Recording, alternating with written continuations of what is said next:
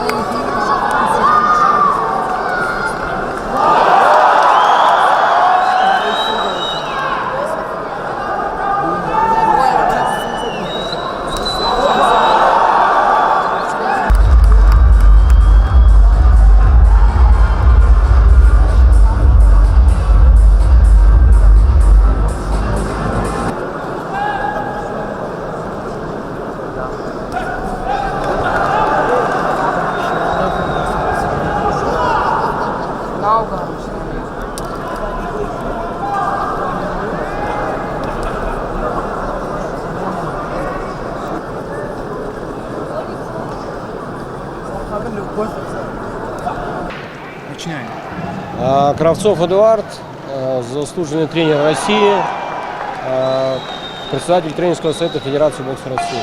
Как вы оцениваете проходящее соревнование и немножко о боях сейчас? Как всегда, нас Таджикистан радует большое количество любителей бокса. Я думаю, что это большой такой показатель именно любви к боксу, отношения к боксу в вашей стране. Ну и, соответственно, поэтому и появляется все больше и больше качественных боксеров. Боксеров именно высокого элитного уровня. И подтверждение тому сегодня бой за звание чемпиона Азии, где будет боксировать Бахадур Усманов с чемпионом мира, с Челобиевым из Азербайджана. И также отборочный бой за звание обязательного претендента, за звание чемпиона мира Шавкат Рахимов с мексиканцем Сунисом. Причем Шавкат является экс-чемпионом мира. Поэтому два шикарных боя именно боксеров из Таджикистана. Какой бой вас больше привлекает, и какого боя вы ждете сейчас? Именно. Вы знаете, я жду вообще основной карт. Вот мы сейчас видим, идет бой за обязательного претендента в 57 килограмм между боксером из Мексики и Узбекистана. Красивый, классный бой. Но ждем, конечно, основной карт. Ждем Усмонова, ждем Рахимова. Ну и, конечно, жду противостояния за звание чемпиона мира по IBA между Альфонсо Лорензо и Шарапудина Атаева, то есть нашего российского боксера. Мы уже привыкли, что в Таджикистане все организовывают на высшем уровне. Здесь, конечно, безусловно, слова благодарности и в сторону руководства республики, Федерации бокса Таджикистана. Конечно, все, спасибо, все здорово. В плане сотрудничества с нашей федерацией? Российская сторона сотрудничает. Недавно боксеры сборной Таджикистана как раз были на учебно-тренировочных сборах у нас на нашей боксерской базе «Лесная пушка». И, в принципе, мы продолжаем сотрудничество в рамках совместной работы между двумя федерациями. Сборы планируете организовать здесь? Мы сейчас рассматриваем... Совмещение российских спортсменов, таджикских? Да, мы рассматриваем сейчас этот вопрос, анализируем, на какой базе можно это все провести, и надеюсь, что все-таки у нас все это получится. Хорошего вечера вам. Спасибо взаимно вам, хороших боев. Спасибо.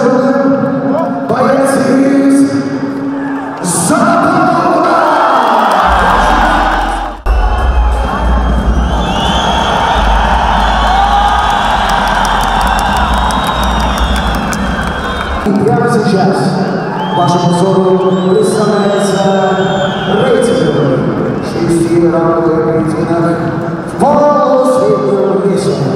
Итак, приглашаю бойцов.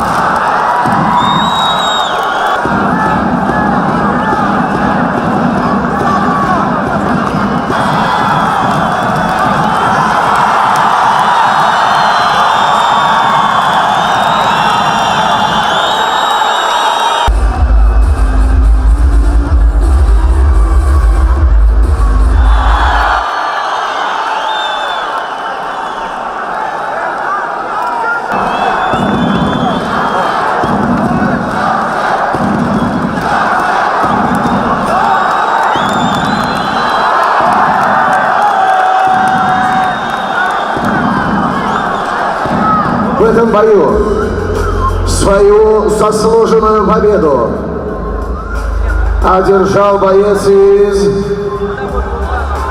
золотого угла. Ваши аплодисменты. Шамшер Саидов, Таджикистан.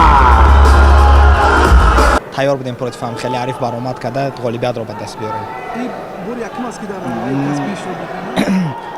Айбияда бори аввал асту профессионали бой дуюм бой аст уже. Ман як бой задагӣ будам. Да, маротибаи дуюм аст ки дами бокс профессионалӣ баромад мекунам. бори аввал ки баромад кардем, ин Арифро чӣ гуна дарёфтем? ва аз кадом усул бештар кор гирифтем ки муваффақиятро ба даст овардем? ҳай якум раунд бокс кардам, нигоҳ кардам чӣ бисёр кор мекунад, чӣ кор намекунад, кадом ошибка дорад. Хеле одам машқадаги бо худаш мефаҳмад, хушудтар мефаҳмад. Якум раунд бокс кардам, уже дуюм раунд ҳам хе бокс кардам, бас сеюм раунд уже ман фаҳмидам ки чӣ кор кардан қатъи ӯ дар корай. Старатся кардам ки усули хидмат пеш барам, ӯ дар қини биёрам ки штоби выиграть кунам. бо мураббӣ нақшҳое ки кашида будем дар ин ҷо амалӣ гашт? мо бисёр нақшаҳо кашида будем, бисёраш ҷада амалӣ гашт, ҳамаш неуне ки бисёраш ёрдам кардан. Шахе мо тайёрӣ дида будем, бисёр тайёрӣ дидагимон ҳамҷада амалӣ гаштан бисёршон. ба кадом мусобиқаҳо тайёрӣ даст додаем? Мусобиқаҳо бо айпеш ҳастем, бо ёи профессионалӣ ҳастем, бо тайёрӣ мебинем ки ба олимпиада барем, лицензия бигирем, ба олимпиада барем. ҳозир тайёримон барои лицензиони турнирҳо мешавад, мо рафта лицензия бигирем. Кӯшиш мекунем барои ҳамиқамо.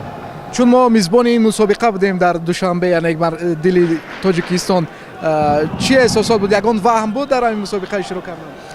Ваҳм не, як ваҳм набуд. Мо якум бор нест, бисёр бо ёд дорам, ман любительски боксҳо гузарондагиам.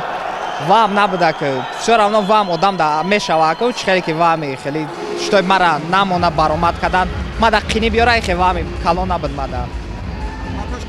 ба ташкилкунандагони мусобиқа чӣ гуфтанӣ ҳастед?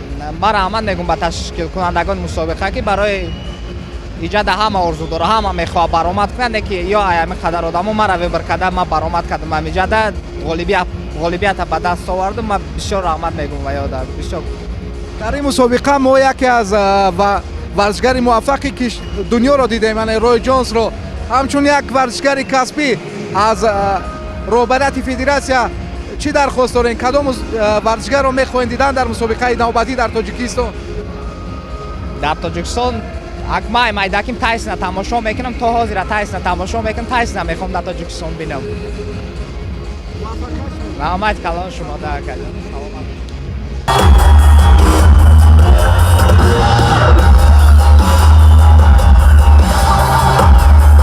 Первый раунд.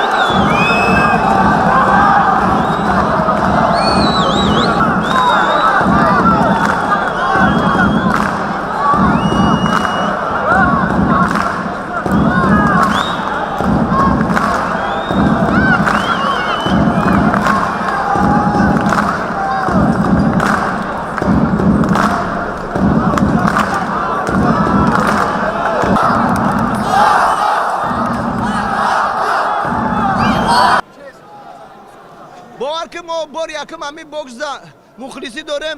اینا شهروندان تاجیکستان، شهروندان تاجیک، مخلصی اشدی فوتبال تاجیک، هم بوکس تاجیک باور که بار یکم راحت کردیم. احسن به همو باکسرای ما که غلبه کردن، ان شاء الله باوری داریم که همیشه هم غلبه میکنن.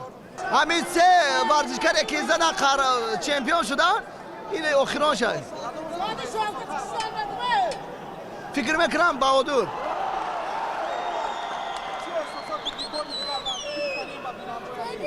با بینندگان عزیز گفتنیم که وقتی که همین مسابقه که در تاجیکستان میگذرن التماس خم نکنن بیان ای پیش بازی را بینن، مخلصی کنن، راحت کنن تاجیکستان با پیش. اصلا آفرین بر رهبران تاجیکستان که چنین همین مسابقه را تشکیل میکنن در وطن عزیز. نه من خسته نمیشم. اگر برای تاجیکستان شوروز خدمت کنیم و خسته نمیشیم ان شاء الله. سلامت باشید. Единогласное решение судей. свою полноправную победу, а также чемпионский пояс чемпиона Азии по версии IBA забирает и побеждает боец из Таджикистана.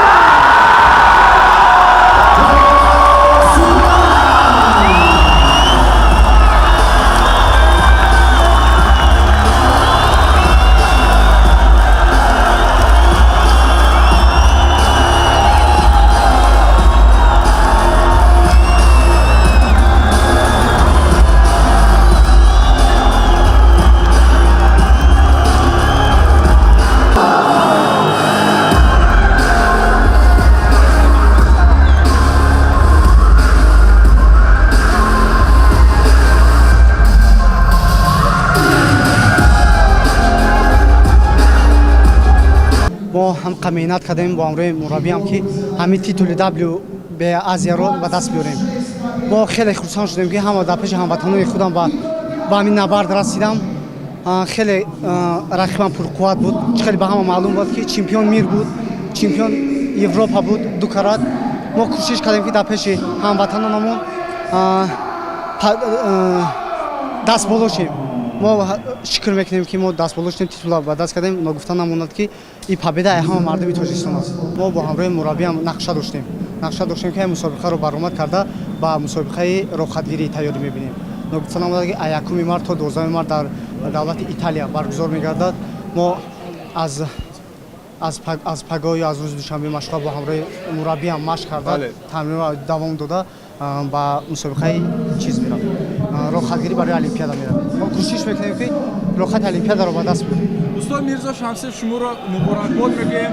غلبه نوبتی شاگرد شما و کمربند نوبتی او چه احساسات داره؟ احساس دارم که حاضر راحت برای المپیاد گرفتن در کار یکم. دویمش اشتراک کردن در مسابقه المپی، بعدی و چمپیونات جهان برای همین کار. مینداری خودم را با جناب عالی محترم امامعلی رحمان میرسونم و رئیس شهر رستم امامعلی که هم خیلی بازیگرا دستگیری میکنم، مسابقه کلان میگذارن در تاجیکستان. رحمت و روبر فدراسیون کامیلی میرزاعلی میرسونم که هم خیلی دستگیری میکنن. ما نقشه داریم که در آینده هم خیلی پایاز در دوشنبه شبات بگیریم.